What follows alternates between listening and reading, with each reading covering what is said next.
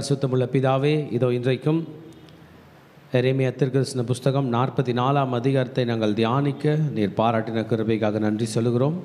எங்களோடு பேசும், எங்களோடு இடைப்படும், உம் வார்த்தைகளினால் எங்களை பலப்படுத்தும், உம் சித்தத்தின்படி எங்களை நடத்தும். உம் வார்த்தைக்கு நாங்கள் முழுக்க கீழ்ப்படுகிறோம். உம் சத்தத்துக்கு நாங்கள் செவி சாய்க்கிறோம். அடிமைகளை தாழ்த்தி அர்ப்பணிக்கிறோம். எங்களோடு பேசும். இயேசுவின் நாமத்தில் ஜெபங்கள் எடுக்கிறோம் நல்ல பிதாவே, ஆமேன். நம்ம நேரத்தை செதுக்காருவோம். இன்றைக்கு எரேமியா 44ஆம் அதிகாரத்துக்கு உங்களை அன்புடன் வரவேற்கிறேன். எரேமியா 44ஆம் அதிகாரத்துக்கு நாம் ஒரு தலைப்பு கொடுப்பேன். என்னவென்றால், மீதமுள்ள யூதர்களின் மந்தமும் பிடிவாதமுமான குணம்.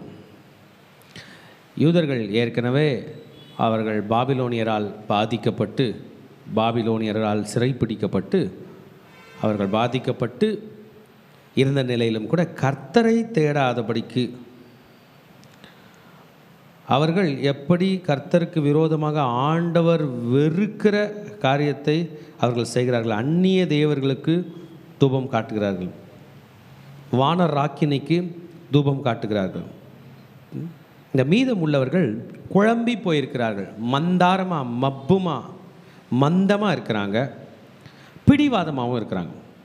இந்த பிடிவாதமான குணத்தினால் அவர்கள் வாழப்போவதில்லை, அவர்களுக்கு ஆபத்து தான் என்பதை கர்த்தர் எரேமியா தீர்க்கதரிசி மூலமாக நமக்கு விளக்குகிறார். The obdurate and obstinate nature of the remnant people of Judah. நம்ம லைஃப்பில் தோத்துட்டா திருந்தோன்னு நம்ம நினைக்கிறோம்ல, தோத்துட்டா கூட சில நேரம் திருந்த மாட்டோம். பிடிவாதமாக போய் உயிரை கூட விட்டுருவோம்.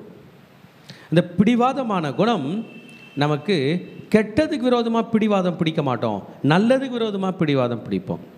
நல்லதுக்கு விரோதமாக, நம்மை பெற்ற தாய் தந்தைக்கு விரோதமாக, தேவனுக்கு விரோதமாக, நல்லவர்களுக்கு விரோதமாக நாம் பிடிக்கிற பிடிவாதங்கள் என்றைக்குமே நமக்கு வெற்றியில் கொண்டு போய் நிறுத்தாது. அது ஆபத்தில் தான் கொண்டு போய் நிறுத்தும் என்பதை இந்த எரேமியா 44ஆம் அதிகாரம் நமக்கு சொல்கிறார். கர்த்தருடைய பரிசுத்த நாமத்துக்கு மகிமை உண்டாவதாக. இதை நான் 3 பகுதிகளாக பிரிக்கப் போகிறேன். இந்த பேச்சு, இந்த அதிகாரம் முழுக்க மீதமுள்ள மக்களில் சிலர் தப்பித்து எகிப்துக்கு ஓடிவிட்டார்கள் வாழலாம் என்று. நமக்கெல்லாம் தெரியும், ஆண்டவர் இன்று கண்ட எகிப்தியனை நீ என்றுமே காண மாட்டாய். நம்ம ஒரு உலகத்திலேருந்து மீட்டு கொண்டு வந்தார்ல, திரும்பி அந்த உலகத்தை நம்ம பார்க்கவே மாட்டோம். அவன் வரமாட்டான், அவனுக்கு நம்மக்கிட்ட வரத்துக்கு தைரியம் இல்லை, நாமும் போகக்கூடாது என்பதை கர்த்தர் சொல்லியிருக்கேன். ஆக Israel is banned, Israel is warned by God not to ever go to Egypt. ஈஜிப்டுக்கு போகவே கூடாது, எகிப்திலேருந்து உனக்கு நன்மையே வராதுன்னு ஆண்டவர் சொல்லிட்டார். இன்றைக்கி எரேமியா தீர்க்கதரிசியோட டீச்சிங் என்னென்னா, பாபிலோன் கையில் போய் சரண்டர் ஆகிடு. யாருன்னு தெரியாத எதிரிகளை போய் நீ சரண்டர் ஆகு, இல்லை கர்த்தர் கையில் சரண்டர் ஆகு, எகிப்து கையில் போக கூடாது. ஏன் அப்படின்னு கேட்குறீங்களா? இந்த சாப்டர் நம்ம பிரித்து அதை பகுதியாக பிரித்து பார்த்துட்டு நான் உங்களுக்கு இன்ட்ரடக்ஷன் பகுதியில் சொல்லுகிறேன். இது 3 பகுதிகளாக பிரிக்கிறேன். முதல் பகுதி, எகிப்துக்கு ஓடி போனவர்களுக்கு கர்த்தருடைய வார்த்தை, 1ஆம் வசனத்திலிருந்து 14ஆம் வசனம் வரைக்கும். இரண்டாவது பகுதி 15ஆம் வசனத்திலிருந்து 19ஆம் வசனம் வரைக்கும், எகிப்திலே கர்த்தருடைய வார்த்தையை பெற்றுக்கொண்ட அந்த மீதமுள்ள பிடிவாதமுள்ள யூதர்களின் மாறுத்தரவு. எரேமியா தீர்க்கதரிசி சொல்கிறதுக்கு அவர்கள் என்ன பதில் சொல்கிறார்கள். மூன்றாவது பகுதி 20ஆம் வசனத்திலிருந்து 30ஆம் வசனம் வரைக்கும், மீதி சிதறடிக்கப்பட்டு ஓடி போய் மந்தமாய் எகிப்திலே கூடியிருக்கிற யூதர்களுக்கு எரேமியாவின் பதில். இன்றைய சாப்டர் ஃபுல்லாகவே தப்பிச்சு எகிப்துக்கு ஓடி போன கூட்டத்தில் அவர்களோடு கூட எரேமியா தீர்க்கதரிசி பேசி கொண்டிருக்கிறார். நம்ம எல்லாருக்கும் ஒரு கேள்வி எழும்போம், எனக்கு எழும்புச்சு. எரேமியா தீர்க்கதரிசி எகிப்துக்கு போகாதீங்கன்னு நீங்கள் சொல்கிறீங்க, நீங்கள் எங்கேருந்து பேசுகிறீங்க? அவர் எகிப்தில் தான் இருக்கார். எரேமியா தீர்க்கதரிசி வலுக்கட்டாயமாக இந்த கூட்டத்தினால் பிடித்து இழுத்து கொண்டு போகப்பட்டார். எகிப்துக்கு போகாத நான் சொல்கிறேன், உன்னையே தூக்கிட்டு போகிறோம் பார் என்கிற நிலை அவருக்கு வந்துச்சு. எரேமியா தீர்க்கதரிசிக்கு பாபிலோன் மன்னன் கையிலேருந்து ஒரு கிரேஸ் கிடச்சி அவருக்கு தங்குறதுக்கு வீடு, சாப்பிட்றதுக்கு சாப்பாடு, ப்ரொடெக்ஷன்லாம் கொடுக்க சொன்னாங்க. ஆனால் எப்படியோ இந்த கூட்டம் அவரை பிடிச்சிட்டு போயிடுச்சு. அவர் அங்கே போயிட்டார். அங்கே போனாலும் பிடிவாதமாக இழுத்து கொண்டு போனால் எரேமியா சாவார்னு அர்த்தம் இல்லை, எரேமியா தப்பிச்சு வாழ தான் போகிறார். ஆனால் அந்த மக்களுக்கு தான் ஆபத்து வர போகிறது. 3 பகுதிகளாக பிடித்தோம். The people who were in Egypt, the remnant people were self-reliant. என்னால் என்னை பார்த்து கொள்ள முடியும் என்கிற பயங்கரமான தன்னம்பிக்கை. அந்த தன்னம்பிக்கை முடியும் போது எனக்கு வானராக்கினி இருக்கிறாங்க உதவி செய்ய என்கிற ஒரு நம்பிக்கை. வெறுக்கிற அருவெறுப்புகள்லாம் செய்து நான் பிழைத்துக் கொள்வேன் என்கிற நம்பிக்கை. ஆக கர்த்தரை விட்டு நான் வாழ்வேன் என்கிற நம்பிக்கை புருஷருக்கும் இருந்துச்சா, ஸ்திரீகளுக்கும் இருந்துச்சா. God is a God of family. ஆண்டவர் குடும்பங்களின் தலைவனாய் இருக்கிறார். இந்த குடும்பத்தில் ஒரு ஆள் மிஸ்டேக் பண்ணாலும் இன்னொரு ஆள் இழுத்துட முடியும். 2 பேருமே மிஸ்டேக் பண்ணால் எவ்வளோ கஷ்டம் பாருங்கள். இந்த இடத்துல புருஷரும் ஸ்திரீகளும் சேர்ந்து எரேமியா தீர்க்கதரிசிக்கு விரோதமாக சொல்ல போகிறார்கள். ஆக ஆண்டவர் எகிப்து போகிற மக்களை பார்த்து சொல்கிறார், going back to the same road to Egypt means that you are going to slavery. திரும்ப நான் எகிப்துக்கு போகிற வழியில் நான் போகிறேன் நீ சொன்னீங்கன்னா கூட நீ அடிமைத்தனத்துக்கு போகிறாய் என்று அர்த்தம். It's easy to go to our old ways. பழைய வழிகளில் போகிறது ஈஸி, போயிடலாம். ஆண்டவர் என்ன தொடாதீங்க, நீங்கள் யார் எனக்கு, நீங்கள் ஏன் ஆண்டவரே என் லைஃப்பில் தலையிடுறீங்க, நான் இஷ்டம் போல் வாழ்வேன், நான் வாழ்ந்தால் வாழ்கிறேன், நஷ்டப்பட்டால் படுறேன், என் வாழ்க்கையில் நான் போகிறேன், பழைய வழிக்கு போகிறேன், நீங்கள் ஆண்டவர் எனக்கு என் வாழ்க்கையில் தலையிடுறீங்கன்றது இந்த பீப்புளோட ஆட்டிடியூட். நான் என் வழியை பார்த்துட்டு போகிறேன் என்று. People going back to the path of slavery, choosing to backslide. நான் பின்வாங்கி தான் போக போகிறேன். சரி, பின்வாங்கி போகிற நீ பலத்தோடு இருக்கிறாய் என்றால், நோ, எனக்கு பலம் இல்லை. I will be better in my old ways. இன்றைக்கி ஆண்டவர் வழியோ வச்சுருக்காருலாங்க, இதில் காசு இருக்கிற மாதிரி தெரில, பலம் இருக்கிற மாதிரி தெரில, பணம் இருக்கிற மாதிரி தெரில, கஷ்டம் தான் இருக்கிற மாதிரி தெரியுது. பழைய வழியில் போனால் நல்லா வாழ்வேன் என்கிற நம்பிக்கை எனக்கு இருக்கிறது என்று புறப்பட்டு போகிறார்களாம். இதற்காகத்தான் இன்றைய செய்தி நாம் படிக்க போகிறோம். இன்றைய செய்திக்குள்ளே போகிறதுக்கு முன்னாடி நமக்கு கொஞ்சம் வரலாறு தெரிஞ்சாகணும். இந்த வரலாறு என்னென்னா, இஸ்ரேல் என்பது ஒரே ஒரு ஆள் தான், ஒருத்தனை இவ்வளோ பெரிய ஜாதியாக்குனார். அவர் பேர் தான் ஆபிரகாம். அந்த ஆபிரகாமோட பையன் பேர் ஈசாக்கு, ஈசாக்கோட பையன் பேர் யாக்கோப். 3 ஒத்த ஆளுங்க. யாக்கோபுக்கு அப்புறம் அவங்க ஒரு 70 பேராக மாறுறாங்க. ஆமாம், ஏன்னா அவருக்கு 12 பிள்ளைங்க, அவங்க மனைவிகள்லாம் சேர்ந்து. அந்த 70 பேர் எகிப்துக்கு போகிறவர்களை கர்த்தர் 430 வருஷம் கழித்து பல லட்சங்களாக மாற்றி வெளியே கூட்டி கொண்டு வருகிறார். ஆமென். ஆமாம், அவங்க ஒருத்தராக இருக்கும் போதே எகிப்துன்ற நாடு இருந்துச்சு. ஒரே தாத்தா, அவங்க ஒய்ஃபு, குழந்தை இல்லாத போது அவங்க போயிட்டு பலுகி பெருகி பெரிய ஜாதியாய் வந்த பிறகும் எகிப்து வந்துச்சு. எல்லாருக்கும் ஒரு ஆச்சரியம். ஒரு நாடு என்பது 1000 வருஷம், 2000 வருஷம், 3000 வருஷம், 5000 வருஷத்தில் வளருதில்ல. இந்த நாடு மட்டும் எப்படி 400 வருஷத்துலேயே ஒரு பெரிய ஜாதியாச்சு. அதுதான் தேவனுடைய ஆசீர்வாதம். ஆமென். பலுகி பெருகி பூமியை நிரப்பு. ஆபிரகாமே, உன் சந்ததியை கடற்கரையின் மணலை போல ஆக்குவேன், வானத்தின் நட்சத்திரங்களை போல ஆக்குவேன். அதனால் அவங்க என்ன பண்ணிட்டாங்க, மல்டிப்ளை ஆகிட்டாங்க. ஒரு மனுஷன் ஒரு நாடுக்கு ஈக்குவலாக வந்து நின்றான். ரைட், இது நமக்கு தெரியும். அவர்களை எகிப்திலிருந்து இஸ்ரேலுக்கு கூட்டி கொண்டு வருகிறார். நமக்கு தெரியும் 40 வருஷ பயணம், நடைப்பயணம், யாத்திரை யாகமும். அது பேர் யாத்திரை பண்ணுற யாகமும். அந்த யாத்திரை பண்ணிங்கிற நேரத்தில் ப்ரேயர் பண்ண கற்றுக் கொடுத்தார். அதுதான் லேவிய ராகமும். லேவிய ராகமம் தான் எப்படி ப்ரே பண்ணணும், எப்படி பலி செலுத்தணும், இந்த பாவம் பண்ணால் என்ன பண்ணணும், லாட் ஆஃப் ரிச்சுவல்ஸ் சிஸ்டம் சொல்லி கொடுத்தார்.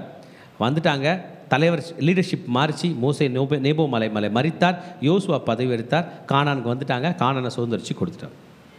ஆண்டவருடைய திட்டம் என்னென்னா, இஸ்ரவேலுக்கு ராஜானா அது ஆண்டவர் தான். ஆண்டவருடைய பிளானில் புரிஞ்சுங்க. சங்கீதம் 128, கர்த்தருக்கு பயந்து அவர் வழியில் நடக்கிற எவனோ அவன் யார், குடும்பத் தலைவன். குடும்பத் தலைவனுக்கு மேலே யார் வந்துட்டார், கர்த்தர். இதுக்கு நடுவில் ஒரு ராஜா, ஒரு மந்திரி, ஒரு தலைவன்லாம் பைபிள் பிரகாரம் அவளோடு கிடையாது. ஆண் குடும்பத் தலைவன், அப்புறம் யார், ஆண்டவர். இப்படி தான் இஸ்ரேல் அப்படி தான் நடத்தினார். எல்லா குடும்பத்துக்கும் தலைவன் யார், கர்த்தர். ப்ரே பண்ண போகிற இடத்துல ஆசாரியர். ஆனால் இந்த ஜனங்க சுற்றி உள்ள மக்களை 7 விதமான ஜாதிகள், கானானியர், கிர்காசியர், பெலிஸ்தியர் எல்லாம் பார்த்து எங்களுக்கும் ராஜா வேண்டும் கேட்டாங்க. அப்போ ஆண்டவர் சொன்னார், அப்போ என்ன தள்ளிட்டு நீங்கள் ராஜா எடுத்துக்கிறீங்களா, அப்படி கூட வச்சுக்கங்க அப்படின்னு நினச்சிட்டு சாமுவேலை துன்புறுத்த சாமுவேல் அவருக்கு ஒரு ராஜாவை உண்டு பண்ணினான். அவன் பெயர் சவுல். முதலாம் ராஜா சவுல் 40 ஆண்டுகள் அவன் இஸ்ரவேலை ஆட்சி செய்தான். 2வது ராஜா தாவீது 40 வருஷம் ஆட்சி செய்தான். 3வது ராஜா சாலமோன் 40 வருஷம் ஆட்சி செய்த பிறகு, சாலமோனுக்கு பிறகு அவன் மகனாகிய ரெகோபயாம் காலத்தில் இஸ்ரவேல் 2ஆக பிளந்தது. 10 கோத்திரம் 10 பெரும்பாகமாக யெரோபயாம் என்கிற ஒரு வேலைக்காரன் வசமாக போய்விட்டது. அவன் 10 கோத்திரத்தை திருடி கொண்டு போய், ஏமாற்றி கொண்டு போய், அந்த நாட்டுக்கு பெயர் இஸ்ரவேல் என்கிற நாட்டையும் திருடி கொண்டு போய் தேவனை மாற்றிவிட்டான். இனிமே இஸ்ரவேலுடைய தேவன் பேர் பொன் கண்ணுக்குட்டி. இந்த யூதா மாத்திரம் தனியாக நின்றது. யூதாவோடு கூட பெஞ்சமின் இருந்தான். இவர்கள் இருவரும் எருசலேமை மையமாக வைத்து யாவே தேவனை வணங்கி கொண்டிருந்தார்கள். சில ஆண்டுகள் கழித்தது. ஏறக்குறைய 600 ஆண்டுகள் கழித்து இவர்களுடைய பாதையெல்லாம் மோசமாக போக இஸ்ரவேலர்கள் என்று சொல்லுகிற அந்த இஸ்ரேல் நாடு அசீரியர்கள் கையிலே பிடிக்கப்பட்டு அழிக்கப்பட்டு துரத்தப்பட்டு 10 கோத்திரமும் காணாமல் போய்விட்டார்கள். ஏறக்குறைய 100 ஆண்டுகள் தாக்கு பிடித்த இந்த யூதா ராஜ்யம் கிமு 609 609 கர்த்தருக்கு கீழ்ப்படியாமல் வாழ்ந்து கொண்டிருந்த இந்த நாடு யூதா ராஜ்யம் கிமு 609 அவர்களுக்கு பாடுகள் துவங்க ஆரம்பித்து விட்டது. பாபிலோன் மன்னன் கையில் இவர்களும் சிதறடிக்கப்பட போகிறார்கள். இவர்களுக்கு நிறைய தீர்க்க தரிசனம். முதலாவதாக போல்டான தீர்க்க தரிசனம் உரைத்த தீர்க்க தரிசனுடைய பெயர் ஏசாயா. ஏசாயாவுக்கு பிறகு எரேமியா. சிறு தீர்க்கதரிசிகளும் ஓசியா, ஆமோஸ் போன்ற தீர்க்கதரிசிகள் இவர்களுக்கு தீர்க்க தரிசனம் உரைத்தாலும் இவர்கள் கேட்பதாக இல்லை. ஆமென். ஏறக்குறைய 100 ஆண்டுகளாக உரைத்த தீர்க்க தரிசனம் அவர்கள் கர்த்தர் வார்த்தைக்கு கீழ்ப்படியாதபடினால் கடைசி 4 ராஜாக்கள். எத்தனை ராஜாக்கள்? கடைசி 4 ராஜாக்கள். நீங்கள் மறக்கக்கூடாது. இந்த கடைசி 4 ராஜாக்களுடைய காலத்திலே மாபெரும் கஷ்டம் அவர்களுக்கு வந்தது.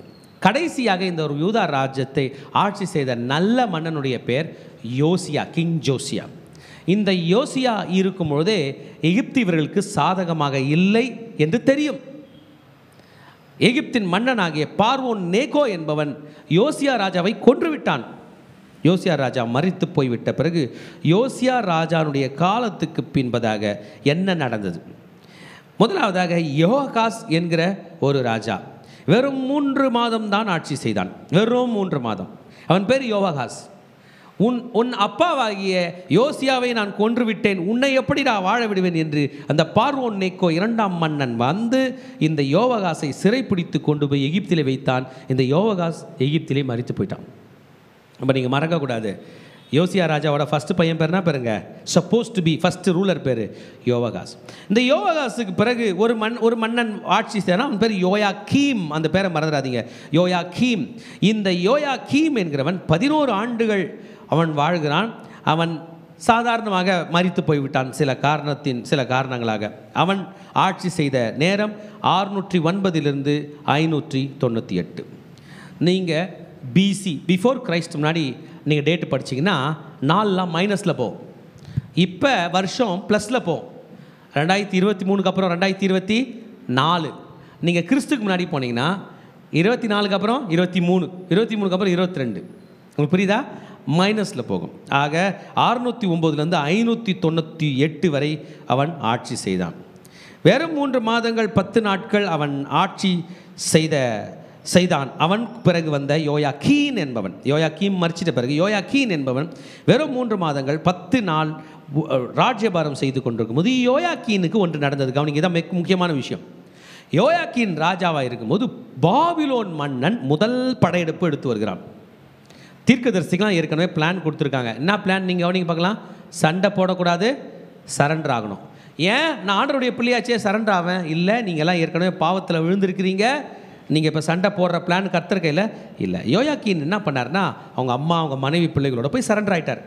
பாபிலோன் மன்னன் அவர்களை உயிரோடு பிடிச்சிட்டு போய் அவங்க ஊரில் விட்டான். அவன் ஒன்றுமே பண்ண. இந்த பாபிலோன் மன்னன் சிதக்கியா என்று சொல்லுகிற ஒருவனை ராஜாவாக ஆக்கிவிட்டு போகிறார். இதுதான் விஷயம். இப்போ யாருங்க அது பேர்? சிதக்கியா. சிதக்கியாவை பார்த்து, நீ ராஜாவாயிரு, இந்த தேசத்துக்கு நீ ராஜாவாயிரு, எனக்கு கப்பம் மாத்திரம் கட்டு என்று சொல்ல, இந்த சிதக்கியா என்பவன் அவன் உண்மை இல்லாதவனாய் ஏமாற்றுக்காரனாய் அந்த பாபிலோன் மன்னனை ஏமாற்றினால் வருகிற விளைவு தான் 2வது படையெடுப்பு. அது ரொம்ப மோசமாக இருக்கு போகுது. இப்போ புரிஞ்சிச்சிங்களா உங்களுக்கு? யோயாக்கீனை பிடிச்சிட்டு யோயாக்கீனோட சித்தப்பா போன்று இருக்கிற யாரை? சிதக்கியாவை ராஜாவாக்கிட்டு போகிறார். இப்போ சிதக்கியாவை பற்றி படிச்சோன்னா, ஹி பிட்ரேட் இஸ் கவர்னன்ட்.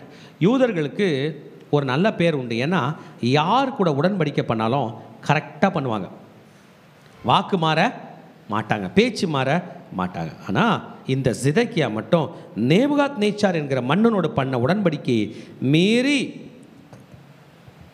தன்னோட அப்பாவை தாத்தாவை கொண்டானே, யார் கொண்டது? எகிப்தோடு கூட உடன்படிக்கை வைக்க பார்த்து மறுபடியும் அவன் ஏமாற்று செய்கிறான். இதனால்தான் சிவியர் கான்சிக்வன்சஸ். அவனுக்கு மாத்திரமல்ல, அவனுடைய நேபுகாத்நேச்சாருடைய படைகள் வந்து முழு யூதாவையை அழிப்பதற்கு காரணமாக இருந்தவன் இந்த சிதேக்கியா. இந்த சிதேக்கியா தப்பு பண்ணிக்கிட்டு இருக்கும்போது கூட, நம்ம போன அதிகாரம் முந்தின அதிகாரம்லாம் படித்தோம். எரேமியா தீர்க்கதரிசி சொன்னார், நீ தப்பு பண்ணிட்ட, பாபிலோன் மன்னன் செகண்ட் டைம் படையெடுத்து வந்திருக்கிறான், அவன் ரவுண்ட் பண்ணியிருக்கான், உங்களோட சண்டை போடுறதுக்கு முன்னாடி நீ சரண்டர் ஆகுன்னு சொன்னார். நம்ம படித்தோம் இல்லைங்களா? ஆனால் அவர் என்ன பண்ணல? சரண்டர் ஆகலை. So the betrayal of this king, the faithlessness of the king, of this king towards God's commandment and covenants and towards the rules and regulations of Nebuchadnezzar. நேபுகாத்நேச்சாருக்கு உண்மையாக இல்லாதபடி, ஆண்டவருக்கு உண்மை இல்லாதபடி சிதேக்கியா இருந்தபடினால்தான் இன்றைய ப்ராப்ளம் ஸ்டார்ட் ஆக போகிறது. தேவனுடைய பிள்ளைகளாகிய இந்த யூதர்கள் எப்போதும் ஆண்டவருக்கு உண்மையாக இருக்கிறது அவங்களுக்கு பிடிக்கும். ஆனால் லீடர்ஸ் இல்லைன்னும் போது அவங்களும் என்ன பண்ணிட்டாங்க? வழி விலகி போயிட்டாங்க. இயேசு ஒரு முறை சொல்வார், அஸ்திபாரங்களும் நிர்மூலமாகிறதே நீதிமான் என்ன செய்வான். அதனால தான் நம்ம எதை பார்த்தும் பயப்படக்கூடாது. நம்ம கையில் அவர் வார்த்தை இருக்கிறது. ஆமேன். உலக வரலாற்றில் எப்போ நம்ம கிறிஸ்தவம் படித்தாலும் ஜனங்க ஆண்டவருடைய வார்த்தையை படிச்சுட்டே வந்து டக்குன்னு மனுஷன் வார்த்தை பின்னாடி போயிடுவாங்க. போனவங்கெல்லாம் விழுந்துருக்கிறாங்க. ஆனால் நம்ம அப்படி இல்லை. தினந்தோறும் காலையில் ஆண்டவர் வார்த்தையை படிக்கிறோம். நீங்கள் ஆண்டவர் வார்த்தையை படிக்கணும். படிக்க தெரியாதவங்க வார்த்தையை கேட்கணும். இன்றைக்கி யூடியூப்பில் ஆண்டவர் பைபிள் அப்படியே ப்ளே ஆகுது, கேட்கணும், லிசன் பண்ணணும், கவனிக்கணும். மக்கள் ஆண்டவர் கூட உண்மையாக இருந்தாங்க. They had faith, they had loyalty. ஆனால் காலப்போக்கில் ஆண்டவரை மறந்துட்டாங்க. ஆமேன். அதனால்தான் ஆண்டவர் எரேமியா தீர்க்கதரிசி மூலமாக சொல்கிறார், ஐ வில் பனிஷ் தேம். அவங்க எதை செய்தாங்களோ அவர்கள் கிரியைக்கு தக்க பலனை நான் அவர்களுக்கு தருவேன். ஓசியா தீர்க்கதரிசி தன்னுடைய 4ஆம் அதிகாரம் 9-10 வசனங்களை பற்றி பேசும்போது, they went to ஓரிடம். ஓரிடம் என்றால் ஒரு விபச்சார பாவத்தில் விழுந்து விட்டார்கள் என்னை விட்டு அப்படின்னு ஓசியா தீர்க்கதரிசி சொல்றது போல இது இருந்தது. God is disappointed. ஆண்டவர் மிகவும் இவர்களால் வஞ்சிக்கப்பட்டது போல மிகவும் வருத்தத்துடன் இருக்கிறார். இவர்கள் இப்பொழுதும் ஆண்டவரை சின்சியராக பின்பற்ற மனதில்லை. அவர்கள் கர்த்தரை மறந்தபடியால் கர்த்தர் ஓசியா 4ஆம் அதிகாரம் 6ஆம் வசனம் படிக்கு, I also will forget there children. நானும் உன்னை மறந்து விடுவேன். கர்த்தர் கொடுத்த சிம்பிள் இன்ஸ்ட்ரக்ஷனை ஃபாலோ பண்ணாதனால இன்றைக்கு வீட்டை விட்டு வெளிநடப்பு செய்ய போகிறார்கள். தன் தேசத்தை விட்டு வெளிநடப்பு செய்ய போகிறார்கள். ஆமேன். இதுதான் திருச்சபையே சூழ்நிலை. ராஜாக்கள் சரியில்லை, அவர்கள் தங்கள் வழியை போயாக வேண்டும். இப்போ 3 படையெடுப்பு என்று சொன்னேன். முதல் படையெடுப்பில் தான் தானியலெல்லாம் பிடிச்சி போயிட்டாங்க. தானியல், சாத்ராக், மேஷாக், ஆபேத்நேகோலாம் ஃபஸ்ட்டு படையெடுப்பு. 2வது படையெடுப்பில் தான் எசேக்கியலெல்லாம் பிடிச்சிட்டு போயிட்டாங்க. அவங்களெல்லாம் கொண்டு போய் கேபார் நதிக்கரையில் விட்டாங்க அங்கே. ரைட்டா? 3வது படையெடுப்பு யாரையும் பிடிக்க வேண்டியதில்லை, எல்லாருக்குமே அழிவு தான், சாகடிச்சு கொளுத்திடுவாங்க. இதுக்கிடையில் நம்ம சிச்சுவேஷன் புரிஞ்சுக்கணும். யூதர்கள் சிதறடிக்கப்பட போகிறாங்க, வீடை விட்டு எல்லாம் ஓட போகிறாங்க. அடிக்கிறது யார்? நேபுகாத்நேச்சார். ஒரு ஆர்மி நேபுகாத்நேச்சாருக்கு விரோதமாக ஃபைட் பண்ணுது. கொரில்லா வார் மாதிரி ஒளிஞ்சிட்டு ஃபைட் பண்ணுறாங்க. யாரெல்லாம் நேபுகாத்நேச்சார்கிட்ட போய் சரண்டர் ஆகுறாங்களோ அவங்க மாட்டினாங்களா இவன் கொன்றுவான். உங்களுக்கு புரியுதுங்களா? ஏன்னா கொரில்லா வார், நீ போய் சரண்டர் ஆனியான்னு கொண்டு போய் ஒளிஞ்சிப்பான். இது பண்ணிகிட்டு இருக்காங்க. அப்படிப்பட்ட ஒரு இன்சிடெண்ட் இன்றைக்கு நடக்க போகிறது. இன்றைக்கு இது நடக்கிறதுனால தான் ஒரு கூட்டம் என்ன பண்ணுச்சுன்னா, நான் வந்து நேபுகாத்நேச்சார் கையிலையும் போல, உன் கொடியும் இல்லை, நான் எகிப்துக்கு ஓடி போகிறேன்பா. உங்களுக்கு புரியுதா?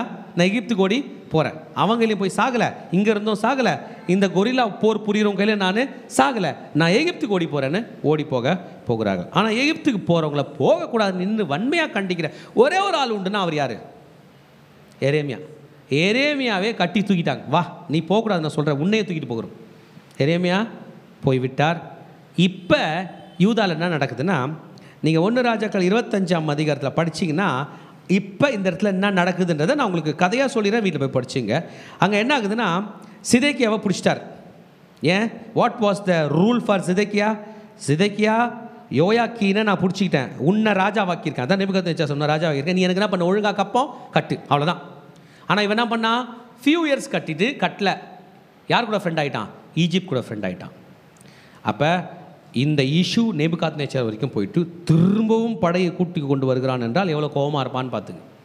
11 வருஷம் டைம் இருந்திருக்கு இவனுக்கு திருந்துறதுக்கு. 11 வருஷம் நேபுகாத்நேச்சாரோட சண்டையை பார்க்குறான். சுற்றி அவர் போடுற சண்டை, தீரு, சீதோன், ஏதோம் எல்லாருக்கும் ஃபைட்டில் அவன் தான் ஜெயிக்கிறான். எகிப்தே திணறி போயிருக்கு.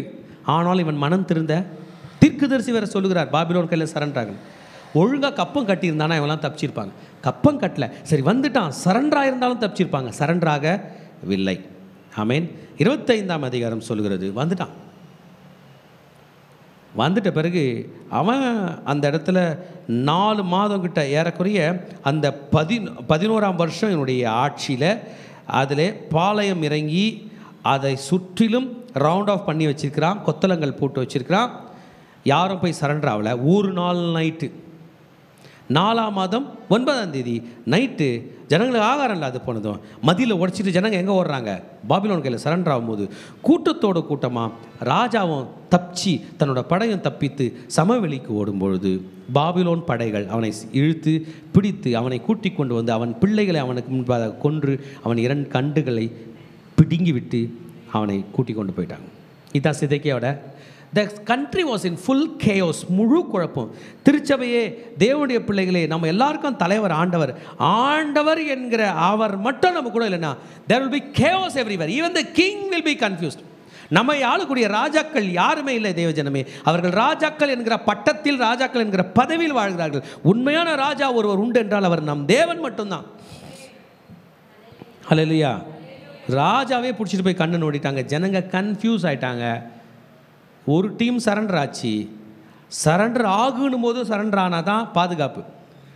அடித்து பிடிச்சான்னா என்ன தான் கொலை. 1000கணக்கான பேரை கொன்றான். உள்ளே புகுந்து ஆலயத்தை இடித்தான். சாலமோனுடைய எல்லா பொருள்களையும் எடுத்து கொண்டு போய்விட்டான். ஹல்லேலூயா. எடுத்துக்கொண்டு போனது மட்டுமல்ல, அந்த இடத்தில் தனக்கு சாதகமான ஒருவனை ராஜாவாக வைத்திருக்கிறான். அந்த மனுஷனுடைய பேரை நம்ம பார்த்தோன்னா எடுத்துக்கொள்வோம். 2 ராஜாக்கள் 25ஆம் அதிகாரத்தில் சொல்லப்பட்டிருக்கிறது. அது யாருன்னா பாபிலோன் ராஜாவாகிய நேபுகாத்நேச்சார். 25ஆம் அதிகாரம் 22. பாபிலோன் ராஜாவாகிய நேபுகாத்நேச்சார் படிக்கலாம். யூதேயா தேசத்தில் மீதியாக வைத்த ஜனத்தின் மேல் சாப்பானின் குமாரனாகிய அகிக் அதிகாரிகள் வைத்தான். இப்போ பாபிலோன் இன்வேஷன் முடிஞ்சிச்சு, எல்லாம் எடுத்துட்டாங்க. நீங்கள் இதை படிச்சிங்கன்னா சாலமோன் செஞ்ச பொன்னால் செய்த வெண்கலத்தினால் செய்த தூண்கள், everything has been taken place. People have been displaced. எல்லா மக்களையும் பிடிச்சிட்டான். ஸ்ட்ராங்கான திறமையான எல்லாரையும் வேலைக்காரர்களை பிடிச்சிட்டான். அழகான பெண்களை தனக்கு மறுமனை ஆட்டிகளை வேலைக்காரிகளை பிடிச்சிட்டான். வாலிபர்களை அன்னகர்களாக்கி பிடிச்சிட்டான். வயசானவங்களை சும்மா அப்படி விட்டுட்டு மீந்து இருக்கிறவர்களுக்கு ஒரு கவர்னரை போட்டான். அந்த கவர்னர் பேர் என்ன பேருங்க? கெதலியா. போயிட்டான். போனால் இந்த கொரில்லா போர் புரிகிற டீம் இன்னும் அவனை இரிட்டேட் பண்ண போகுது. இந்த கெதலியாவையும் கெதலியா கூட இருக்கிற மற்ற அமைச்சர்களையும் கெதலியா கூட இருக்கிற பாபிலோனியரையும் என்ன பண்ணிட்டான்? வந்து கொன்று விட்டான். பாருங்கள், வசனம் சொல்வது 25ஆம் வசனத்தில் கெதலியாவையும் அவனுடைய மிஸ்பாவில் இருந்த யூதரையும் கல்தேயரையும் வெட்டி கொன்று போட்டான். இந்த நியூஸ் பாபிலோனுக்கு போகும்போது இதனால தான் 3rd இன்வேஷன். உங்களுக்கு புரிஞ்சிச்சா? ஃபஸ்ட்டு இன்வேஷன் ஏன் ஆண்டவருக்கு கீழ்ப்படியாதனால, 2nd இன்வேஷன் ஏன் சிதைக்கியா கப்பம் கட்டாதனால, 3rd இன்வேஷன் ஏன் இப்படி ஒரு கொரில்லா போர் தொடர்ந்து நடந்து கொண்டு இருந்ததுனால தான் இந்த நிலை. இப்போ இன்னைய சாப்டர் எதை பற்றி பேசுதுன்னா, ஒரு டீம் தப்பிச்சு எகிப்துக்கு போயிட்டாங்க. அவங்க கையில் ஆண்டவர் அட்ரஸ் பண்ண போகிறார். எகிப்துக்கு ஏன் போனீங்க? எகிப்துக்கு போனால் தப்பிப்பீங்கன்னு நீங்கள் நினைக்கிறீங்க, ஆனால் தப்பிக்க மாட்டீங்க என்பதை பற்றி தான் நம்ம இன்றைக்கி படித்தோம். நம்ம ஆல்ரெடி இதை டிவைட் பண்ணிட்டோம். இதை பற்றி நாம் பார்க்க போகிறோம். 44ஆம் அதிகாரத்தை எடுத்து வைத்துக்கொள்வோம். அந்த ராஜாக்களுடைய இமேஜ் போட்டிருப்பாங்க, அதை நீங்கள் படிச்சிருப்பீங்க. Right, okay. நான் 44ஆம் அதிகாரத்துக்கு உங்களை அன்புடன் வரவேற்கிறேன். 44th chapter. இந்த 44ஆம் அதிகாரத்தில் எகிப்திலே குடியிருக்கிற கூட்டத்தை பற்றி பேச போகிறார். நம்ம ஃபஸ்ட்டு பார்ட் படிக்க போகிறோம். இந்த ஃபஸ்ட்டு பார்ட் 1ஆம் வசனத்து 14ஆம் வசனம் வரைக்கும் என்று சொன்னேன்.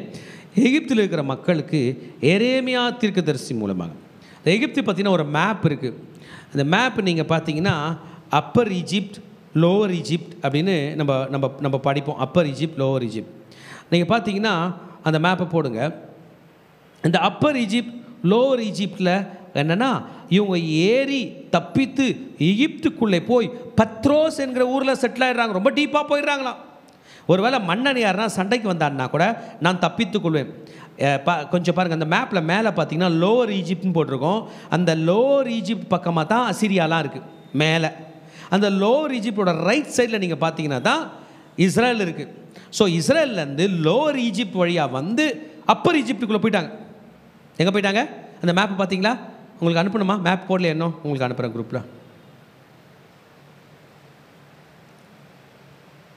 குரூப்பில் அனுப்பிட்டேன் பாருங்கள். லோவர் ஈஜிப்ட் வழியாக வந்து எங்கே போகிறாங்க? அப்பர் ஈஜிப்டில் போயிட்டாங்க. இந்த அப்பர் ஈஜிப்ட் தான் பத்ரோஸ்ன்னு பேர். அந்த ஊர் பேர் என்ன பேருங்க? பத்ரோஸ். அங்கே போய் வீடு கட்டிட்டு வாழ்கிற மக்களுக்கு தான் இப்போ பேச போகிறாங்க. ஏன் லோவர் ஈஜிப்டை மேலேயும் அப்பர் ஈஜிப்டை கீழேயும் போட்டிருக்குன்னா கொஞ்சம் லிசன் பண்ணுங்கள். இது எகிப்தினுடைய ஓட்டத்தை பற்றி. எகிப்து துவங்குற இடம் ஆப்பிரிக்காவில் உள்ள உகாண்டாவில் துவங்கி ஆப்பிரிக்கா நாடுகள் வழியெல்லாம் போய் ஏற்கனவே 6500 கிலோமீட்டருக்கு மேலே ஓடுற பெரிய நதி நைல் நதி. எத்தனை கிலோமீட்டரு? 6000 kilometre, 6000 kilometre. எகிப்து மேலே நீங்கள் பறக்கணுன்னாலே எத்தனை மணி நேரம் பறக்கணும்னு எனக்கு தெரில. எப்படியும் ஒரு 8 hours 10 hours கிட்ட பறக்கணும் போல அது மேலே பறக்க. பாருங்கள், இந்த அப்பர் ஈஜிப்டுக்கு போயிட்டாங்க. ஏன் இந்த அப்பர் ஈஜிப்ட்னா நைல் நதி ஓடுகிற இடம். ஏன் லோவர் ஈஜிப்ட் நாங்கள் வச்சாங்க? நைல் நதி ஊற்றுற இடம். நைல் நதி போய் மத்திய தரைக்கடலில் ஊற்றுகிற இடம்ன்றனால அதை லோவர், இது அப்பர்ன்னு சொன்னாங்க. இந்த சீனாய் மலையெல்லாம் இருக்குது பாருங்களா. சீனாய் மலையோட ரைட் சைடு நீங்கள் பார்த்தீங்கன்னா கானான் ஜெருசலேம்லாம் இருக்குது பாருங்கள். பார்த்தீங்களா?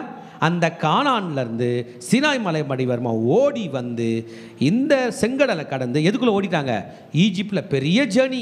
எங்கே போயிட்டாங்க? லோவர் ஈஜிப்ட் வழியாக அப்பர் ஈஜிப்ட் போயிட்டாங்க. அந்த இடம் பேர் தான் பத்ரோஸ். அங்கே இருக்கிறவங்களுக்கு சொல்கிறார் பாருங்க ஐயா, எகிப்து தேசத்தில் முதல் வசனம் குடியேறி மிக்தோவிலும் தக்பானேசிலும் நோப்பிலும் பத்ரோஸ் சீமையிலும் வாசமான எல்லா யூதர்களையும் குறித்து எரேமியாவுக்கு உண்டான கர்த்தருடைய வசனம். இந்த சாப்டர் நீங்கள் படிச்சிட்டீங்க ஏற்கனவே. அவங்கள பற்றி சொல்கிறார். To every one this word is not going to be the word of comfort. இது ஒரு ஆறுதலின் வார்த்தையாக இருக்க போகிறதில்ல. This is a word of reproof. இங்கேயும் வந்து திட்டுறீங்களா சார்? நான் ஏற்கனவே ஃபெயில் ஆகிட்டேன் சார் கணக்கில். ஃபெயிலாக உட்காந்துக்கு வந்து அடிக்கிறீங்களா? ஆமாடா, நானே முடியாமல் வீடெல்லாம் விட்டு வந்திருக்கேன். இங்கே கூட உனக்கு தான் ரிப்ரூஃப், த்ரெட்டனிங் மெசேஜ். எரேமியா சொல்கிறார், யாரெல்லாம் யெகோவா தேவனை விட்டுட்டு எகிப்து ஓடுனீங்களோ அந்த டீம் தான் அங்கே இருக்குது. போய் செட்டில் ஆகிட்டாங்க. அங்கே செட்டில் ஆகி விட்டார்கள். அவர்களை பார்த்து சொல்கிறாரு, யூதா மீது எருசலேம் மீது வந்த தீங்கை நீங்கள் கண்டீர்களா? ஏன் கண்டீங்க? நீங்கள் உங்கள் பிதாக்கள் அறியாத தேவர்களுக்கு தூபம் காட்டவும் ஆராதனை செய்யவும் போய் எனக்கு கோபமூட்டும்படி செய்த அவர்களுடைய பொல்லாப்பின் நிமித்தமும். ஆமென். ஆமாம், பாழாய் கிடக்கிறது. அவைகள் குடியில்லை, யூதாவில் குடியில்லை. நான் ஏற்கனவே சொல்லியிருந்தேன், என் தீர்க்கதரிசிகளை குறித்து என்னுடைய ஊழியக்காரரை கொண்டு நான் சொல்லியிருந்தேன். ஆனாலும் நீங்கள் அந்நிய தேவர்களை, அந்த வேர்டு மட்டும் கர்த்தரை ரொம்ப வருத்தப்படுத்தின ஒரு விஷயம். You did not listen to my words. நீங்கள் அபாமினபிள் வேலையை செய்தீங்க. அதாவது அருவருப்பான வேலையை நீங்கள் செய்தீர்கள். சொல்லி அனுப்பியும் தீர்க்கதரிசிகளாக என் ஊழியர்கள் சொல்லி அனுப்பியும் என்ன பண்ணாங்களா? அந்நிய தேவர்களுக்கு தூபம் காட்டினீர்கள். பொல்லாதவைகளை விட்டு திரும்ப செவியை நீங்கள் சார்க்காமல் போய்விட்டீர்கள். இதனால தான் அந்த தேசம் பாழா போச்சு. இப்போ நீங்கள் இங்கே வந்திருக்கிறீங்க. எரேமியா தீர்க்கதரிசி நின்ட்டாரு, பேசுகிறார். ஆமென். இன்றைக்கும் ஆண்டவருடைய வார்த்தை நம்ம எந்த சூழ்நிலையில் இருந்தாலும் அது பேசுகிறது தான் பேசும். அதுக்கு பேர் இருபுறமும் கருக்குள்ள பட்டயம். ஆமென். என்ன பண்ணலாம்? கத்தி வெட்டுதுன்னு இந்த கத்தி கரெக்டாக அறுக்கும், சாகடிக்காது. இது ஆப்ரேஷன் கத்தி, சாகடிக்கிற கத்தி இல்லை. இந்த கத்தி கொல்லாது, இந்த கத்தி வாழ வைக்கும். அல்லேலூயா. இந்த கத்தி கரெக்டாக கட்டியாக இருக்கும், லேசர் போல. உயிர் உள்ள எந்த ஆர்கனையும், உயிர் உள்ள எந்த பிளட் வெசலையும் தொடாது. கட்டியை மட்டும் கரெக்டாக அறுத்து தூக்கி வெளியேறுகிற இருபுறம் கருக்குள்ள பட்டயம் தான் ஆண்டவருடைய வார்த்தை. என்ன வெட்டுதுன்னு நம்ம நினைக்கிறோம், நம் நன்மைக்காக தான் வெட்டுகிறது. ஹல்லேலூயா. They brought pain to the infinitive love of God. தேவனுடைய நித்திய அனாதி அன்புக்கு அவர்கள் வலியை கொண்டு வந்தார்கள். இப்போ ஆண்டவர் சொல்றாரு, இன்னைக்கும் நீங்க இப்படி தான் இருக்கிறீங்க. இப்போதும் இஸ்ரவேலின் தேவனும் சேனைகளின் தேவனுமாகிய கர்த்தர் சொல்கிறது என்னவென்றால், நீங்கள் யூதாவில் ஒருவரையும் உங்களுக்கு மீதியாக வைக்காமல் உங்களில் புருஷனையும் ஸ்திரீகளையும் பிள்ளைகளையும் பால் குடிக்கிற குழந்தைகளும் வேறொற்று போக பண்ணும்படிக்கு எல்லாரையும் இவங்க தான் பண்ணுறாங்க. என்ன பண்ணுறாங்க? உங்கள் கையின் கிரியையினாலே எனக்கு கோபம் மூட்டுகிற பெரிய பொல்லாப்பை உங்கள் ஆத்துமாக்களுக்கு விரோதமாக செய்தீர்கள். நீங்கள் தான் செஞ்சீங்க. நீங்கள் செய்கிறதுனால எல்லாரும் மாட்டினாங்க. ஆண்கள், பெண்கள், பால் குடிக்கிற பிள்ளைகள் கூட மாட்டி கொண்டார்கள். You committed this sin against me. ஒருவரும் மீதி தப்பி போகாதபடிக்கு வேறற்று போகத்தக்கதாக நீங்கள் இதை செய்தீர்கள். நீங்கள் சாபமும் நிந்தையும் உள்ளவர்களாய் இருந்தீர்கள். எகிப்திலே தேவர்களுக்கு தூபம் காட்டவானேன். எகிப்திலுள்ள தேவர்களுக்கு தூபம் காட்டுவதற்காக நீங்கள் வந்து இருக்கிறீங்க. You have become a curse and reproach. உங்களை நான் அங்கே கூட்டிகிட்டு போயிருந்தேன். நீங்கள் எகிப்து தேசத்துக்கு என்ன பண்ண வந்திருக்கீங்க? தூபம் காட்டுறீங்க. எகிப்து வந்து அவங்களுக்கு பழசு இல்லை. எகிப்தில் பொன் கண்ணுக்குட்டி சிலை இருந்திருக்கு. அங்கே தான் கற்றுக்கிட்டாங்க. ஆரோன் எங்கே தான் கற்றுக்கிட்டாரு? அங்கே தான் கற்றுக்கிட்டாரு. நம்ம எல்லாருக்குமே ஒரு பயம் என்ன தெரியுங்களா? வெளி உலகத்தில் நம்ம வாழ்ந்த எகிப்தில் எதை கற்றுக்கிட்டோமோ அதை எடுத்துகிட்டு வந்து இங்கே பண்ணிடுவோமோன்னு ஒரு பயம் இருக்குது. நமக்குள்ள ஒரு எண்ணம், உலகமும் ஆண்டவரை ஒத்து போவாங்கன்னு. ஒத்து போக மாட்டாது. நம்ம மனதில் வேரூன்றி இருக்கோம், ஒரு நாள் நான் ஆண்டவர் வழியில் வளர்ந்து உலகத்தின் வழியில் வாழ்வேன் என்று. ஒரு நாள் எனக்கு ஆண்டவர் பாலும் தேனும் ஓடுகிற தேசத்தை கொடுத்து விடுவார், அங்கே எகிப்தின் தேவர்களை கொண்டு வந்து மகிழ்ச்சியாக இருப்பேன். அதெல்லாம் பண்ணாங்க. சாலமோன் அதனை பண்ணார். நாடோடி, அவர்கள் நாடோடி குடும்பம். ஆபிரகாம் என்பவர் தங்கறதுக்கு கூட வீடு இல்லாமல் அங்கே ஆடு மாடு மேய்த்து கொண்டிருந்தவர். அதன் வழியில் வந்தவன் தான் சாலமோன். உலகத்தில் உள்ள எல்லா பொன்னும் வெள்ளியும் அவனுக்கு கொடுத்தார். அவனுடைய முதல் மனைவியே எகிப்து இளவரசி தான். அவளுக்காகத்தான் முதலாவதாக எகிப்தின் தேவர்கள் எல்லாம் இஸ்ரவேலுக்குள் கொண்டு வந்தான். இஸ்ரவேலர்களுக்கு எகிப்தின் தேவர்கள் தேவதைகள் பழையதல்ல, தெரிஞ்ச சாமி கோயிலுக்கு போகலாம். இதுதான் நடந்தது. They took it in a wrong way. The remnant people were not ready to repent. ஆமென். அதனால நான் உன்னை வேற இருக்க பண்ணுவேன். இதில் என்ன சொல்கிறாருன்னா, the people who really are going to Egypt. கொஞ்சம் புரிஞ்சுங்க, ஈஜிப்டுக்கு போகிறவங்க கூட யாராவது லீடர் இருக்காங்களா? ஆமாம், இவரை பிடிச்சின்னு போகிறாங்க. இவர் அவங்க லீடர் கிடையாது. இவரில் போய் நின்றுலாம் டீச்லாம் பண்ண போகிறது கிடையாது. இவரை கூப்பிட்டாலே திட்டுவார். இப்பயுமே திட்டுவார். திட்டிட்டு எங்கன்னா போய் ஒளிஞ்சிப்பார். நான் போகிறேன்வார். ஆனால் பாபிலோனுக்கு போனால் தானியேல், சாத்ராக், மேஷாக், ஆபேத்நேகோ, எஸ்ரா, நெகேமியா எல்லாம் அங்கே போயிட்டாங்க. இங்கே இருந்தால் ஆலயமே இல்லை.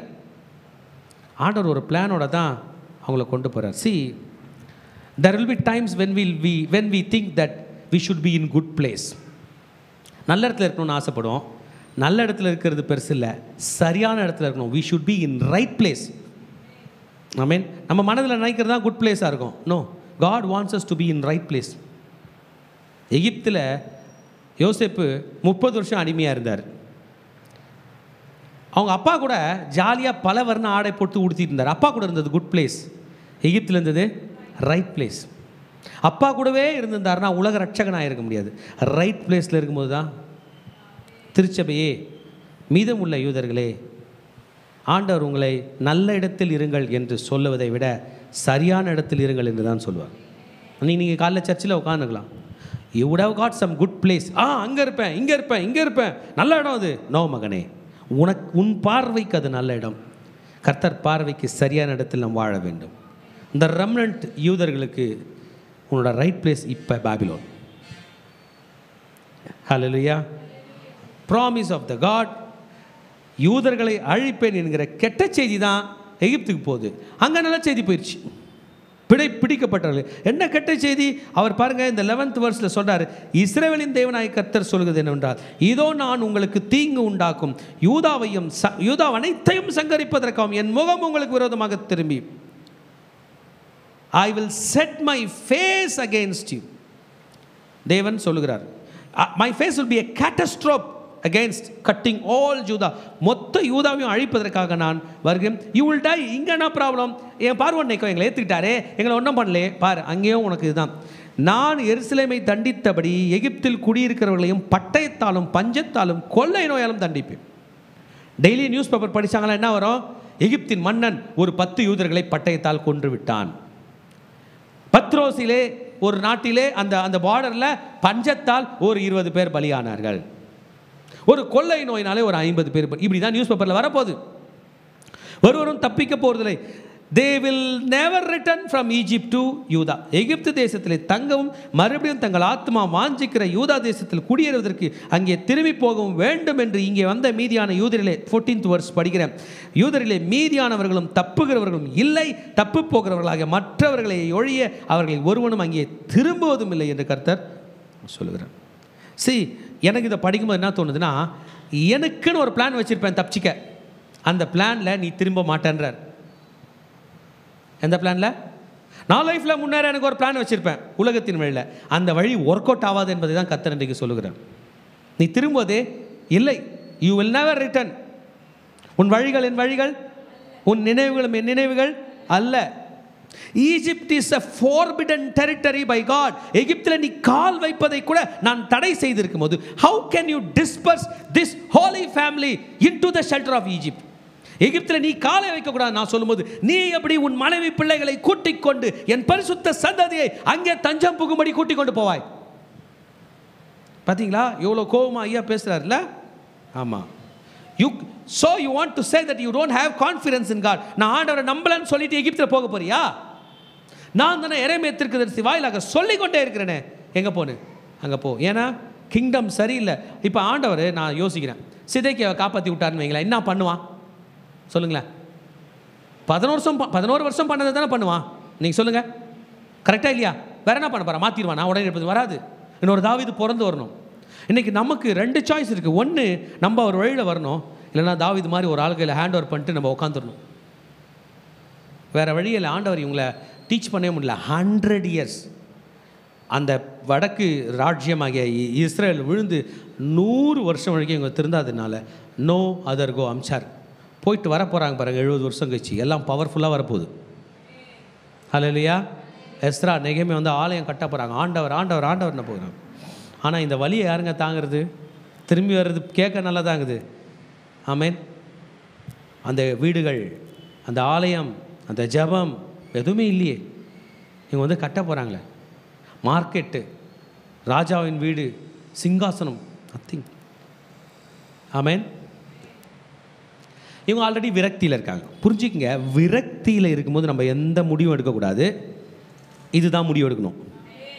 விரக்தியில் இருக்கும்போது முடிவு எடுக்க வேண்டிய ஒரு புஸ்தகம் உண்டென்றால் இது. இப்போ விரக்தியில் இருக்கிறவங்க அவங்க என்ன சொல்ல போகிறாங்கன்னா பாருங்கள், 15th and 16th verse 15ஆம் வசனத்தில் சொல்கிறாங்க, அப்பொழுது தங்கள் ஸ்திரீகள் இப்போ அந்த ஃபேமிலியாக பேச போகிறாங்க. அந்நிய தேவர்களுக்கு தூபம் காட்டினதற்காக அறிந்திருந்த எல்லா புருஷரும் பெரிய கூட்டமாய் நின்றிருந்த எல்லா ஸ்திரீகளும் எகிப்து தேசத்திலே பத்ரோசிலே கூடியிருந்த சகல ஜனங்களும் எரேமியாவுக்கு பரிந்துரமாக பேசுகிற எரேமியா தீர்க்கதரிசிக்கு பலி எங்கள் வாயிலிருந்து புறப்பட்ட எல்லா வார்த்தைகளின்படியும் நாங்கள் செய்து வானராக்கினிக்கு தூபம் காட்டி அவளுக்கு பானபலிகளையும் வார்ப்போம். நாங்களும் எங்கள் பிதாக்களும் எங்கள் ராஜாக்களும் எங்கள் பிரபுக்களும் யூதா பட்டணங்கள் எருசலேம் வீடுகளையும் செய்தது போலவே செய்வோம். அப்பொழுது நாங்கள் அப்பத்தினால் திருப்தியாகி ஒரு பொல்லாப்பையும் காணாமல் வாழ்ந்திருப்போம். ஃபேக் ப்ராமிஸுங்க சாத்தானோடது. ஏவாள் ஆட்சியை பார்த்து சொன்னால் இந்த பழத்தை சாப்பிட்டா தான் வாழ்வேன்ட்டான். அந்த ஆட்சி நான் சொல்லிச்சு சாப்பிட்டா நான் செத்துருவேன். அவனா சொன்னால் இந்த பழத்தை சாப்பிட்டா சாகவே சாவதில்லை, சாவுன்னு ஒன்று உனக்கு வராதுண்ணா. இதுதான் சொல்லுவான் சாத்தான். வானராக்கினிக்கு தூபம் காட்டு, பானபலிகளை செய், அதாவது அந்நிய தேவர்களுக்கு தூபம் காட்டு. நீ மட்டும் இல்லை, உங்கள் ராஜாவை செய்யவை, உங்கள் மக்களை செய்யவை, ஆண்களை செய்யவை, பிள்ளைங்களை செய்யவை, குழந்தைங்களை செய்யவை, தாத்தாவை செய்யவை, பாட்டியை செய்யவை, எல்லாரையும் தூபம் காட்டவை. அப்போ நீங்கள் பிழைப்பீங்க, சூப்பராக வந்துடும், விளைஞ்சிடும், நல்லா இருந்துடும், முடியும். நாளைக்கு 1 மணி நேரம் 2 மணி நேரத்தில் நடக்கும், வாழ்வீங்க, கடன் போயிடும், நல்லது வருது, நல்ல காலம் பிறகுது. அப்படி பேசி இழுத்து ஒரு பொல்லாப்பையும் காணாமல் வாழ்ந்திருப்போம். See how the devil is promising them. ஒரு பொல்லாப்பும் காணாமல் நாங்கள் வாழ்வோம், நாங்கள் வாழ்வோம். ஆமாம், வாழ்ந்திருப்போம், நாங்கள் வாழ்வோம், அழிந்து போக மாட்டோம். ஆண்கள் சொல்கிறாங்க, இது வந்து ஸ்திரீகள் சொல்லிட்ட பிறகு ஆண்கள் சொல்கிறாங்க, நாங்கள் தூபம் காட்டாமலும் அவளுக்கு பானபலி வார்ப்பாமலும் போனதுனால தான் நாங்கள் சாப்பிடல, அதனால தான் அழிந்து போயிட்டோம். நாங்கள் எரேமியா அவங்க கர்த்தர் சொல்கிறது கேட்டு பைபிள் தூக்கணும் பார், அதனால தான் கடங்காராக இருக்கும். நான் அப்படி போயிருந்தேன், வாழ்ந்திருப்போம். என்ன பண்ணுவீங்க? அவளுக்கு பணியாரங்களை சுட்டு பானபலிகளை வார்த்து அவளை நமஸ்கரித்தோமோ என்றார்கள்.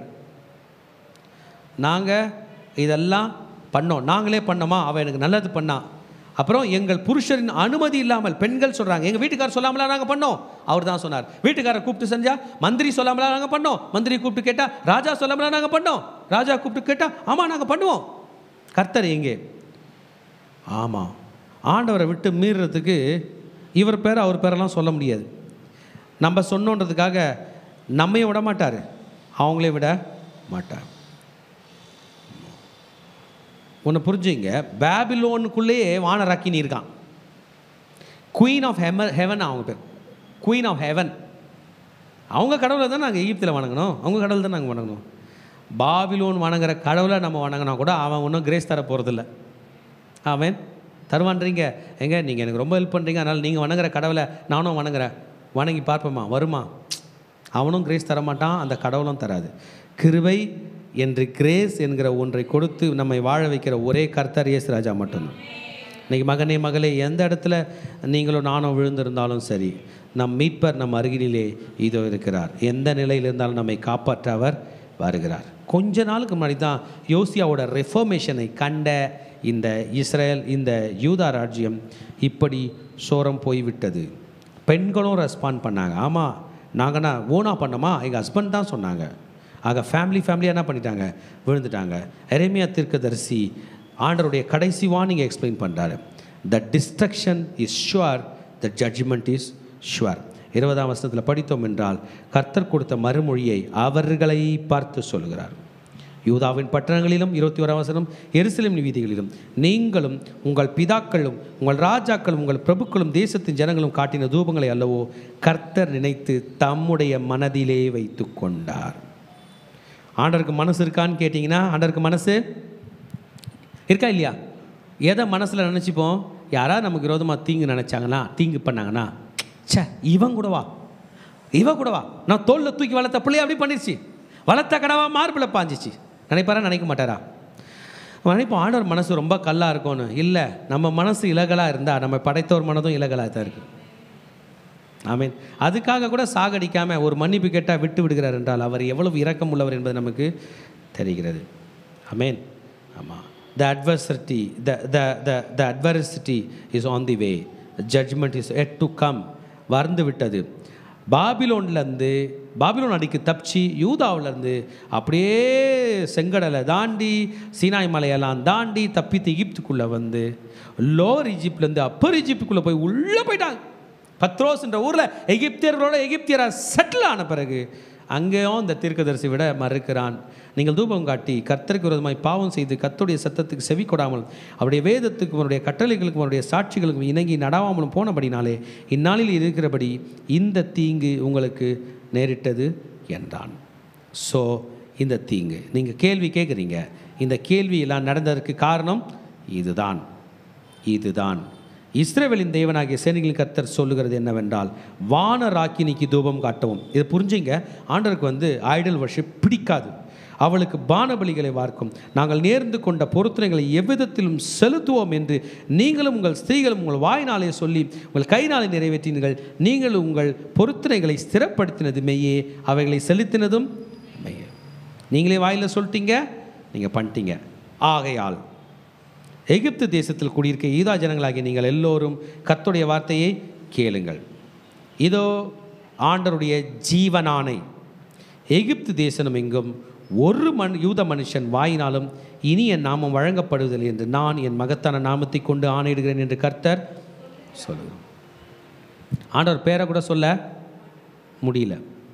நம்மளெல்லாம் ஆண்டவர் கூட்டி கொண்டு வந்து இங்கே அமர வச்சிருக்காரு. எத்தனை அல்லேலூயானாலும் சொல்லலாம், எத்தனை ஒரு நாள் இயேசு சொல்லலாம். எத்தனையோ குடும்பங்கள், எத்தனையோ பகுதிகள், எத்தனையோ நாட்டில் அவர் பேரை கூட சொல்ல முடியாது. அந்த ஊரில் நம்மளை சிறை பிடிச்சிட்டு போயிட்டாங்கன்னா நம்ம நிலைமை என்ன ஆகிடும்? நம்மளை பிடிச்சிட்டு போயிட்டு முதல்ல நம்ம கையில் இருக்கிற பைபிளை பிடிங்கிட்டாங்கன்னா உயிரே போனதாக அர்த்தம். அதான் நடந்துச்சு உங்களுக்கு. எகிப்தில் யாரை வணங்கணும்? நீ என் கூட இருந்துனே வானராக்கினியை வணங்கின, போ, என் பைபிளை ஒன்றது எடுத்துட்டேன், உன் வாயில் என் பேரே வராது. எனக்கு எப்போதும் ஒரு யோசனை உண்டு. கனவுல கூட அந்த கனவுல ஒரு மையமாக இயேசு இருக்கணும், அவர் பேர் இருக்கணும். அப்படி தான் நீங்கள் ப்ரே பண்ணணும். ஏதோ ஒரு கனவு கண்ணமா, நான் ஒரே ஆழத்தில் போகிறேன்னா, ஒரு ஆற்றுல நின்றுக்கிறேன்னா அப்படியே இருக்கக்கூடாது. இங்கே எங்கள் ஆண்டவர் எங்கே இருக்கிறாரு? கனவுல கூட, நினைவில் கூட, தூக்க கலக்கத்தில் கூட. நம்ம மனைவி பிள்ளைங்க, அம்மா அப்பா அண்ணன் தம்பி பேர் வருதோ இல்லையோ, அவர் பேர் வர வேண்டும் என்கிற ஜெபம் நம்ம செய்திருப்போம். மனதின் ஆழத்தில் கூட எங்கன்னா கூட்டுப்பாங்க. உம்மாலே ஒரு சேனைக்குள் பாய்வேன், உம்மாலே ஒரு மதிலை தாண்டுவேன், நான் மரண இருளின் பள்ளத்தாக்கில் நடந்தாலும் பொல்லாப்புக்கு பயப்படுவேன், தேவரீர் என்னோடு கொடுக்கும். எவ்வளோ நேரத்தில் கனவுக்கு அப்புறம் இயேசு பேர் ஞாபகம் வருது? கர்த்தர் வராரு. இல்லை கனவுல ரொம்ப நேரம் பிடிக்கப்பட்டிருக்கணுமா? we need to handle it. ஆண்டவரை சொல்லுங்க, என் கனவுல கூட நீ தான் சாமி ஹீரோ. என் நனவில் கூட நீ தான் சாமி, என் துக்கத்தில் கூட நீ தான் சாமி கூட இருக்கணும். இந்த வார்த்தை அதை சொல்கிறது எனக்கு ரொம்ப பயமாயிடுச்சு. என் பேரை கூட கூப்பிட மாட்டான். ஐயோ, அப்புறம் என்னங்க வாழ்க்கை, என்னங்க அவ்வளோதான் முடிஞ்சிங்க. சாத்தாங்கையிலேயே நிரந்தரம். என் பேரை கூட கூப்பிட மாட்டான். It is an terrifying message. பயமுறுத்துகிற ஒரு மெசேஜாக இருக்குது. என் மேலே கோச்சிக்கிட்டு நான் உனக்கு சாப்பாடு போடல, என் மேலே கோபத்தில் உன் தாத்தா பாட்டி சரியில்லை, நீ சரியில்லை, என் மேலே கோச்சிக்கிட்டு வானராக்கி இன்னைக்கு வேணும்னு காட்டுற போ. உன் ஜாதியில் வம்சத்தில் யாரும் என்னை கூப்பிட மாட்டான். ஆமேன். நேற்றுக்கு நான் கார் ஓட்டிகிட்டு போனேன், நிறைய டிராஃபிக் ஜாமு. ஒரு ஜங்ஷனில் லெஃப்ட்டும் எடுக்க முடியாது, ரைட்டும் எடுக்க முடியாது. ரொம்ப கஷ்டப்பட்டேன். என் பையன் பக்கத்தில் உட்காந்துன்னு ஏசு ஏசு ஏசுன்னு சொல்லிட்டு வந்தான். எனக்கு ரொம்ப சந்தோஷமாக இருந்துச்சு. ஏன் என்னை காப்பாற்றின இயேசு என் பையனை காப்பாற்றுவார், என் பையனை காப்பாற்றின இயேசு அவன் பையனை காப்பாற்றுவார். உன் வம்சம் என் பேரை கூப்பிடாதுறான்னார்னா அதை தாங்கி கொள்ள சக்தி எனக்கு இல்லை. இது யூதர்களுக்கு அப்போ கூட தெரியல. ரொம்ப டச்சிங்கான மெசேஜ். எகிப்துக்கா வந்துட்ட பார்க்கலாமா? என் வார்த்தையோ யாருடைய வார்த்தை மெய்ப்படும் என்று அறிவார்கள். நான் இவ்விடத்தில் உங்களை தண்டிப்பேன் என்று உங்களுக்கு விரோதமாய் சொன்ன என் வார்த்தைகள் மெய்ப்படும் என்று நீங்கள் அறிவிக்கிறதுக்கு உங்களுக்கு இதுவே அடையாளம் என்று கர்த்தர் சொல்லுகிறார். எதுவுமே திருக்கதரிசி வயசாகிடுச்சிங்க, இதுக்கு ஒரு அடிச்சு சாவடிச்சு போட்டுருவானுங்க. கத்தி கொண்டிருந்த அந்த ஒரு குரலும் மங்கி போக போகிறது. நம்ம கூட லீடர்ஸ் இருப்பாங்க, நம்ம பெற்றோர் இருப்பாங்க, நம்ம ஸ்பிரிச்சுவல் பேரண்ட்ஸ் இருப்பாங்க. தப்பு பண்ணால் கதை கதை கதை கதைன்னு கத்திட்டு இருப்பாங்க. அவங்கள பார்த்தாலே கோபமாக இருக்கும். இந்த ஒரு குரல் தானே நமக்கு விரோதமாக வருது. செத்து போச்சுன்னா நிம்மதி ஆயிடலாம். இல்லை, இன்னும் கொஞ்சம் சாப்டர் தான் எரேமியா பேச போகிறார். இதுக்கப்புறம் அவருடைய குரல் நம்ம கேட்க போகிறதே இல்லை. அப்போ எகிப்தில் போனவங்களுடைய நிலை நாங்கள் 52 சாப்டர் தான் இருக்குது. 44 வந்துட்டோம். இன்னும் 8 பேசுவார். அது எரேமியா இல்லை. போன இதனுடைய நிலைமை என்ன? மரண இருளின் பள்ளத்தாக்கில் தொலைஞ்சிட்டாலும் அவர் இருப்பாருனாரு. பூமியிலே அவர் இல்லாமல் தொலைஞ்சிட்டா தொலைந்ததே. Hallelujah. Yes, we need God. மந்தமான இருதயம் நமக்கு வேண்டாம். இந்த யூதர்களுக்கு இருந்தது போல இந்த மந்தமான இருதயம் நமக்கு வேண்டாம். இந்த பிடிவாதமான குணம் நமக்கு வேண்டாம். எனக்கு தேவனுடைய பிள்ளைகளாக நம்ம ஆர்டர்களை சரண்டராகும். நம்முடைய மந்தமான இருதயம், எனக்கு ஒன்றும் தெரியாது, தெரியாத பண்ணுறது போல மந்தமான இருதயம் வேண்டாம். பிடிவாதமான ஆண்டருக்கு விரோதமாக போவேன் என்கிற இதயம் வேண்டாம். தேவஜனமே, கர்த்தருடைய வார்த்தை எரேமியா 44 மூலமாக வருகிறது. Why don't we surrender to God? வாங்களே, நம்ம எழுச்சி ஆண்டர் காலில் விழுந்து அவர் வார்த்தைக்கு நாம் செவி கொடுப்போம். கர்த்தர் இதோ நம்ம அருகினிலே.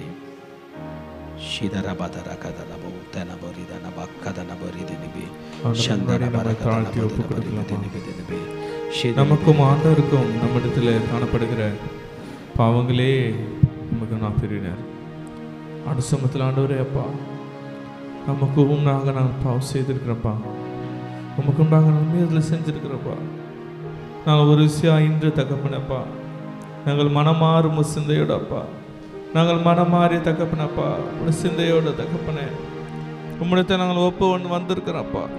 எங்களை நீ பொறுப்பேற்றுக்கொள்ளணும்னு சொல்லிட்டு ஆண்டு சமுதிர தாழ்த்தி நம்ம ஒப்பு கொடுக்கலாமா? இயேசுவே தெய்வமே,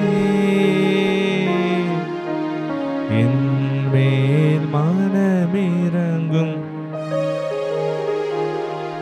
இயேசுவே தெய்வமே,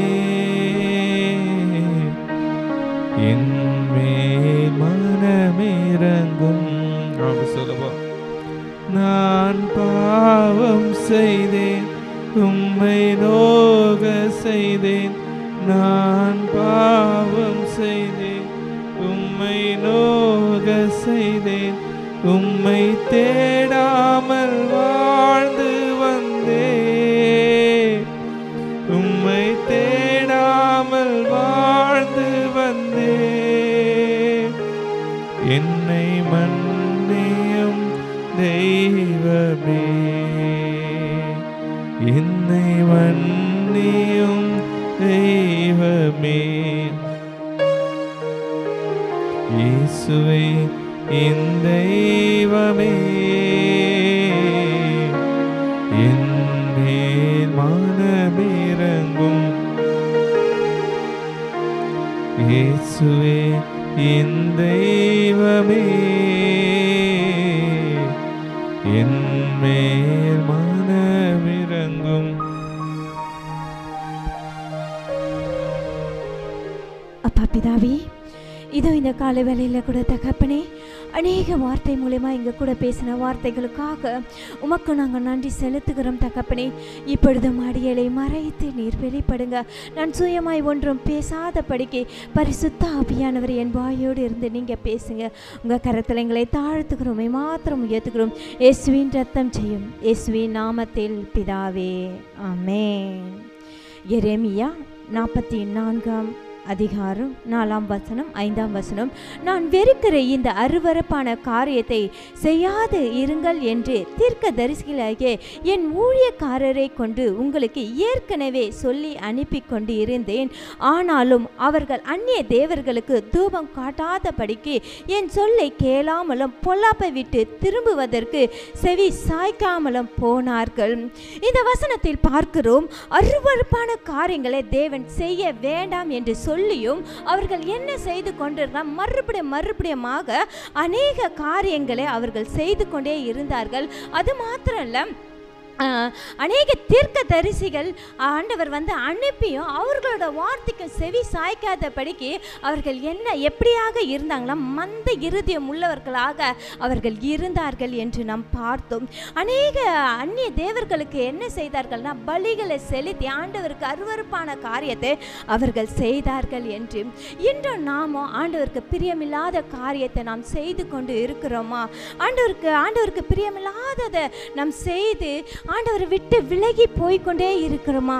மகனே மகளே, இந்த நாள் ஆண்டவர் நம்மை பார்த்து சொல்லி கொண்டு இருக்கிறார், நீ இந்த காரியத்தை செய்யாதே என்று. எத்தனையோ முறை ஆண்டவர் நம்மிடம் பேசியும் நம்ம ஆண்டவரோட வார்த்தை கேட்காதபடிக்கு, கேட்டும் கேளாதது போல நடந்து நம்ம ஆண்டவர் விட்டு தூரமா போயிருந்தார். இந்த நாள் ஆண்டவர்கிட்ட நாம் மன்னிப்பு கேட்கலாமா? ஆண்டவரே என்று அவர் காலில் விழுந்து நாம் செபிக்கலாம். நாம் முழங்கால் படியிட்டு நாம் செபிக்கலாமா?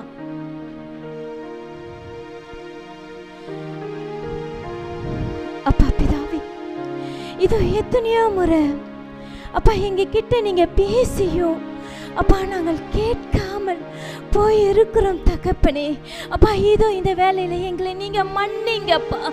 இதோ நாங்கள் எத்தனையோ முறை வேலையை நம்பி அந்த வேலையை சார்ந்து எத்தனையோ முறை நாங்கள் போய் இருக்கிறோம் தகப்பனே. இப்பொழுது நாங்கள் உண்மை சார்ந்து நாங்கள் இருக்கிறோம் தகப்பனே. இதோ பணத்து மேலேயும் ஆஸ்தி மேலேயும் இதோ எங்களை அப்பா நாங்கள் கவனத்தை செலுத்தி இருந்தோம்ப்பா. இந்த நாளில் அப்பா நாங்கள் மனம் திரும்புகிறோம் அப்பா. உம்மோட பாதத்தில் நாங்கள் கடந்து வரோம் தகப்பனே. எங்களை நீங்கள் ஏற்றுக்கொள்ளுங்கப்பா. உமக்கு பிரியாமில்லாத காரியத்தை எத்தனையோ முறை நாங்கள் செய்து இருக்கிறோம்ப்பா. நீங்கள் போக வேண்டாம் என்று சொன்ன இடத்துக்கு கூட நாங்கள் போகணுமேப்பா. அப்பா இதோ இந்த வேலையில தகப்பனே அப்பா இந்த நாளில் நாங்கள் மனம் திரும்புகிறோம் தகப்பனே. எங்களை நீங்க ஏற்றுக்கொள்ளுங்கப்பா. அப்பா எங்களை நீங்க ஆளுகை செய்யுங்கப்பா. உங்க கரத்துல எங்களை தாழ்த்தி ஒப்பு கொடுக்கிறோம்ப்பா. இனி நாங்க அப்பா மந்த இருதயமா நாங்க இருக்க மாட்டோம்ப்பா. அப்பா எங்களை நீங்க ஆளுகை செய்யுங்கப்பா. நீங்க எங்களை ஆளுகை செய்யுங்கப்பா. அப்பா இதோ இந்த வேலையில எங்களை தாழ்த்துக்கிறோம் அப்பா. உம்மை மாத்திரம் உயர்த்துகிறோம். இயேசுவின் ரத்தம் செய்யும் இயேசுவின் நாமத்தில் பிதாவே, ஆமென். மறுதலித்தேன், பின்வாங்கி போனேன்.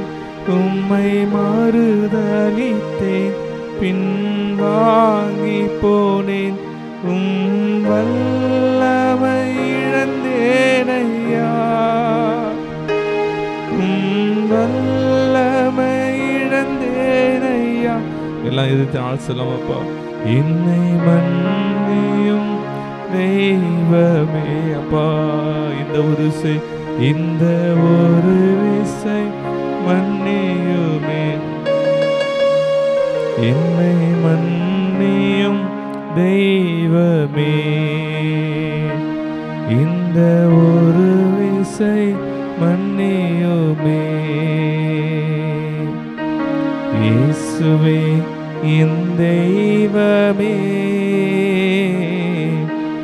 என் மேல் மனம் இறங்கும். அன்பின் தகப்பனே அப்பா, உங்களை விட்டு நான் தூரம் போயிருந்தார் மன்னிங்க தகப்பனப்பா.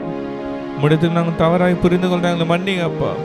இம்மட்டும் ஆண்டவர் எங்களோட பேசுகிற தேவன் அப்பா, நீங்கள் எங்களோட பேசுங்கப்பா, இடைப்படுங்கப்பா. நீரே வழி நடத்த பலப்படுத்துங்க. இயேசு நல்ல பிதாவே, ஆமென். எரேமியா 44ஆம் அதிகாரம் 17ஆம் வசனம் 18ஆம் வசனம் சொல்கிறது, எங்கள் வாயிலிருந்து புறப்பட்ட எல்லா வார்த்தையின்படியும் நாங்கள் செய்து வானராக்கினிக்கு தூபம் காட்டி அவளுக்கு பானபலிகளை வார்ப்போம். நாங்களும் எங்கள் பிதாக்களும் எங்கள் ராஜாக்களும் எங்கள் பிரபுக்களும் யூதா பட்டணங்களும் எருசலேம் வீதிகளும் செய்தது போலவே செய்வோம். அப்போது நாங்கள் அப்பத்தினால் திருப்தியாகி ஒரு பொல்லாப்பையும் காணாமல் வாழ்ந்திருந்தோம். 18ஆம் வசனம், நாங்கள் வானராக்கினிக்கு தூபம் காட்டாமலும் அவளுக்கு பானபலிகளை வார்க்காமலும் போனது முதற்கொண்டு எங்களுக்கு எல்லாம் குறையப்பட்டது. பட்டயத்தாலும் பஞ்சத்தாலும் அழிந்து போனோம். ஆமென். இன்னைக்கு நம்ம பார்க்குறோம் இந்த ஜனங்களுடைய எவ்வளோ ஒரு முரட்டாட்டை, எவ்வளோ ஒரு தவறான புரிந்து கொள்ளுதல். ஆண்டவர் எவ்வளோ எடுத்து சொல்ல முயற்சி பண்ணாலும் திரும்ப சொல்கிறாங்க, இல்லை இல்லை, நாங்கள் முன்னாடி நாங்கள் வானராக்கினிக்கு பலி செலுத்தும் போது நல்லா இருந்தோம், இப்போ தான் நாங்கள் குறைப்பட்டோம். எவ்வளோ ஒரு அறியாமை, எவ்வளோ ஒரு மந்தத்தனை, எவ்வளோ ஒரு முரட்டாட்டமான ஒரு செயல். ஆனால் காரியம் அப்படி இல்லை. அவர்கள் விழுந்து போனது அவர்கள் பாவங்களாலே விழுந்தார்கள். அவர்கள் விழுந்து போனது தேவனுடைய கோபைக்கு அவர்கள் வானராக்கினிக்கு செய்ததால தான் அவ்வளோ பெரிய கேடு வந்தது என்று அவர்கள் புரிந்து கொள்ளாமல் கர்த்தரை சேவித்ததால் தான் எங்களுக்கு பாடுகள் என்று ஆண்டவர் விட்டு திரும்பவும் மீண்டும் ஒரு விலகி போகிற ஒரு சூழ்நிலைக்கு தான் போகிறார்கள். ஆண்டவர் இன்னைக்கு நம்மோடு பேசி கொண்டு இருக்கிறார்.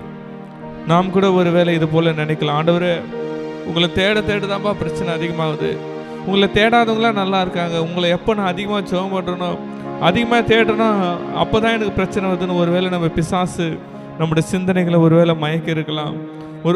ஒருவேளை அந்த சிந்தனைகள் நமக்கு ஓங்கி இருக்கலாம். இன்னைக்கு ஆண்டு சொல்ற, மகனே இல்லை மகனே ப்ளீஸ் நீ தவறாக புரிந்து கொள்ளாத, இல்லை மகனே நீ தவறாக புரிந்து கொள்ளாத, இல்லை நீ என்னை விட்டு விலகி போனதால் தான் அந்த பாடு, நீ என்னை விட்டு தூரம் போனதால் தான் அந்த பாடு, மீண்டும் ஒரு விஷயம் என்னிடத்தில் வந்தால் நான் உன்னை அணைத்துக் கொள்வேன் என்று ஆண்டவர் இன்னைக்கு சொல்லுகிறார். இன்னைக்கு ஆண்டவர் சம்பவத்தில் நம்ம சொல்ல, ஆண்டவரேப்பா நான் வந்துடுறேன்ப்பா, ஆண்டவரே நான் வந்துடுறேன்ப்பா, ஆவியானவரே நான் வந்துடுறேன் தகப்பனப்பா, உம்மிடத்தில் நான் வந்துடுறேன் தகப்பனப்பா, ஆண்டவரே என்ன மன்னிங்க தகப்பனப்பா, நான் வந்து சொல்லிட்டு ஆண்டு சமூகத்தை நம்ம தாழ்த்தி ஒப்பு கொடுக்கலாமா?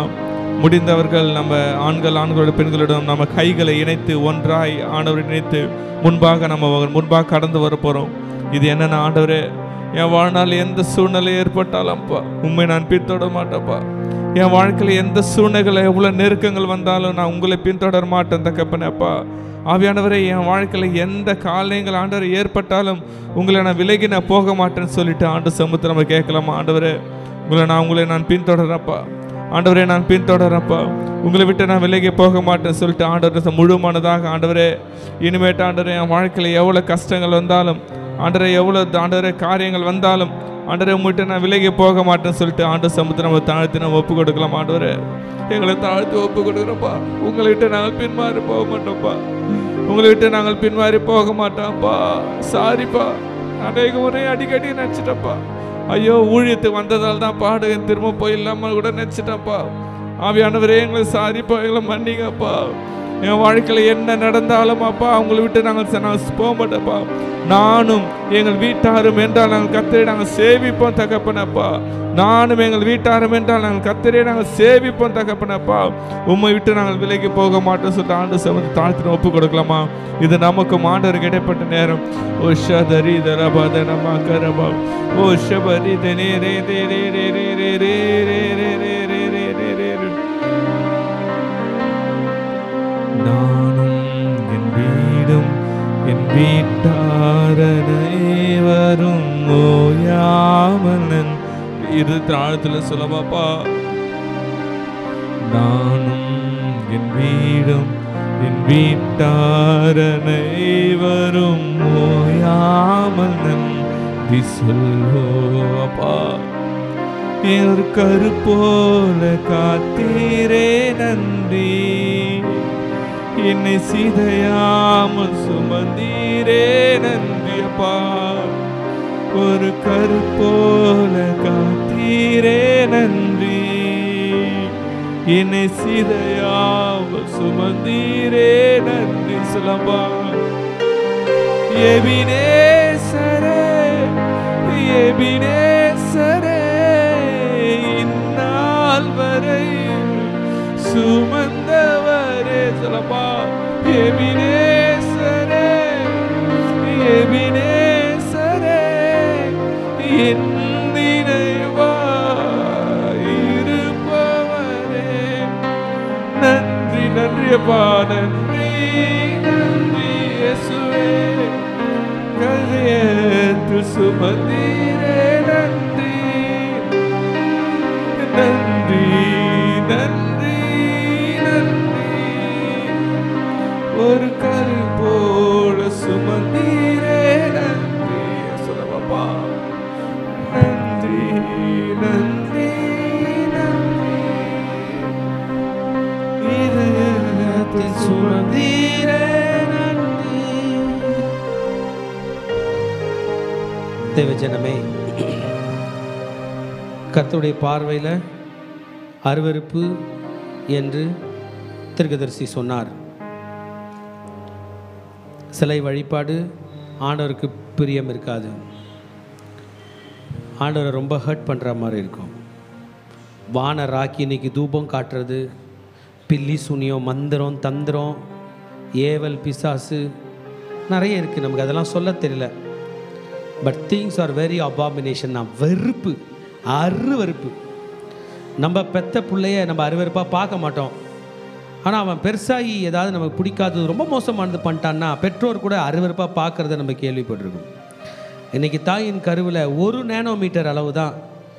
தூசியிலையும் தூசி, காற்றுல பறக்கிற தூசியை விட சின்ன தூசியாக தாயின் கருவில் உருவாக்கி 10 மாதத்தில் 3 கிலோ குழந்தையாக்கி இன்றைக்கி நம்மளை கொண்டு வந்து வளர்த்து ஆளாக்கின பிறகு நம்ம அவருக்கு அருவருப்பாக போகக்கூடாது. திருச்சபையே, இன்றைக்கி ஆண்டவருடைய வார்த்தை நம்மளை திருத்துது. நம்பன்னா அவ்வளோ பெரிய ஆள், நமக்குன்னு ஒரு வழி வச்சுட்டு போகிறது. இன்றைக்கி ஆண்டவர் கையில் சரண்டர் ஆகலாம். அப்பா உங்கள் வழி தான்ப்பா என் வழி. ஆண்டவர் எது அருவருப்பு? நீதிமொழிகள் 16ஆம் அதிகாரம் 6ஆம் 7ஆம் வசனம் இப்படியாய் சொல்லுகிறது. 6 காரியங்களை கர்த்தர் வெறுக்கிறார், 7ம் அவருக்கு அருவருப்பானவைகள். அவை அவன மேட்டிமையான கண், பொய்நாவு, குற்றமற்றவருடைய ரத்தம் சிந்தும் கை. அப்படியே கண்டினியூ பண்ணிகிட்டே இருக்கிறார். துராலோசனையை பிணைக்கும் இருதயம், தீங்கு செய்வதற்கு விரைந்தோடும் கால், அபத்தம் பேசும் பொய் சாட்சி, சகோதரருக்குள்ளே விரோதத்தை உண்டு பண்ணுதல் ஆகிய இவைகளே. நம்ம எது பண்ணாலும் ஆண்டவருக்கு பிரியமானது தான் பண்ணணும். இன்றைக்கி இந்த வசனத்தை படிக்கும்போது எனக்குள்ள ஒரு தாட் வந்துச்சு. இந்த சாப்டர் படிக்கும்போது, I will not live if I go against the word of God. ஆண்டவருடைய வார்த்தைக்கு விரோதமாக போனால் நான் வாழவே மாட்டேன். If I work against the word of God, தேவனுடைய வார்த்தைக்கு விரோதமாக நான் ஏதாவது செயல்பட்டாலும் நான் வாழ்வது கஷ்டம். If I think against the word of God, செய்கிறது மட்டும் இல்லை சகோதரனே சகோதரி, அவர் வார்த்தைக்கு விரோதமாக யோசித்தா கூட நான் வாழ்வது கஷ்டம். If I settle in the place against the word of God, அவர் வார்த்தையை மீறி எங்கே இருக்கக்கூடாதுன்னு சொல்கிறாரோ அங்கே இருந்தாலும் எனக்கு ஆபத்து தான். If I don't surrender to the word of God, அவர் சொல்கிற வார்த்தைக்கு நான் கீழ்ப்படியாமல், அவர் சொல்கிற லீடர்ஷிப்புக்கு, அவர் சொல்கிற தலைவத்துவத்துக்கு கீழ்ப்படியாமல் போனாலும் நான் வாழ்வது கடினம் என்றால் இன்றைக்கி ஆண்டவர் கையில் சரண்டர் ஆவதை தவிர வேறு ஒன்றும் இல்லை. திருச்சபை, இந்த வசனம் இன்றைக்கி எகிப்தில் சிதறடிக்கப்பட்ட பத்ரோஸில் உள்ள ஜனங்களுக்கு இல்லை. அவங்களாம் இறந்து அவங்க காலம் முடிஞ்சு போச்சு. இன்றைக்கி நம்ம காலம். கர்த்தருடைய வேதத்தை கையில் எடுத்துக்கொண்டு அவர் வார்த்தைக்கு சரண்டராகும். அப்பா உங்கள் வார்த்தையின்படி தான் நடப்பேன், உங்கள் வார்த்தையின்படி தான் பேசுவேன், வார்த்தையின்படி தான் தியானிப்பேன், உங்களுடைய வார்த்தை சொல்லுகிற இடத்தில் தான் தங்கி தாபரிப்பேன். உங்களுடைய வார்த்தை என்னை எந்த இடத்துல அமைதியாக இருக்கும்படி தாழ்வுபடும்படி சொல்லுகிறதோ செய்வேன் என்று கர்த்தரிடத்தில் நாம் சரண்டராவோம். நம் ஜீவன் அவர்தான். நானே வழி சத்தியம் ஜீவன் என்று சொன்ன இயேசு நமக்கு ஜீவனாய் இருப்பார். நாம் கண்களை மூடி கர்த்தரை நோக்கி பார்ப்போம். பரிசுத்தமுள்ள பிதாவே, இன்றைக்கும் வார்த்தைக்கு நாங்கள் சரணடைகிறோம். உம் சத்தத்துக்கு நாங்கள் சரணடைகிறோம். எங்கள் கிரியைகள் சரணடையும், எங்கள் யோசனைகள் சரணடையும், எங்கள் நடத்தைகள் சரணடையும், எங்கள் பேச்சு சரணடையும். நாங்கள் வாழ்கிற இடம் உமக்கு சித்தமான இடமாக இருக்கும். நாங்கள் தாழ்மைப்படுகிறது உமக்கு சித்தமாக இருக்கும். உம் சித்தத்தின்படியே வாழ்வோம். வான ராக்கினியின் சேனைகளை எதிர்க்கிறோம். பில்லி சுனிய மாந்திரிக தாந்திரிக சாத்தானுடைய சதிநாச மோசடிகளை எதிர்க்கிறோம். கர்த்தருக்கு விரோதமான ஒரு வழிபாடுகளையும் இயேசுவின் நாமத்தினாலே எதிர்க்கிறோம். இயேசுவின் இரத்த கோட்டைக்குள்ளே வருகிறோம். தேவனுடைய சேரையாய் தேவனுடைய பிள்ளைகளாய் என்றென்றும் வாழ்வோம். அடிமைகளை தாழ்த்தி அர்ப்பணிக்கிறோம். இயேசுவின் நாமத்தில் ஜெபங்கள் எடுக்கிறோம் நல்ல பிதாவே, ஆமென். கைத்தட்டி நம்ம ஆண்டவருக்கு நன்றி சொல்லாமா? Shalom Shalom Shalom. கர்த்தர் உங்களை கொடா கொடியாய் ஆசீர்வதிப்பாராக. கடைசி ஆசீர்வாதத்துக்கு நேராக கைகளை விரித்துக் கொள்ளும். ஈவரக்கா அடோனாய் வயீஷ்மரக்கா யா ஏ அடோனாய் பன்னவ் அல்லக்கா விஹுனக்கா ஈஷா அடோனாய் பன்னவ் அல்லக்கா வயசம் லக்கா ஷாலோம் வயசம் லக்கா ஷாலோம். கர்த்தர் உன்னை ஆசீர்வதித்து காக்க கடவர். கர்த்தர் தன் முகத்தின் மேல் பிரகாசிக்க பண்ணி உன்மேல் கிருபையா இருக்க கடவர். கர்த்தர் தன் முகத்தை உன்மேல் பிரசன்னமாக்கி உனக்கு சமாதானம் கட்டளையிட கடவர். ஹல்லேலூயா ஹல்லேலூயா ஹல்லேலூயா.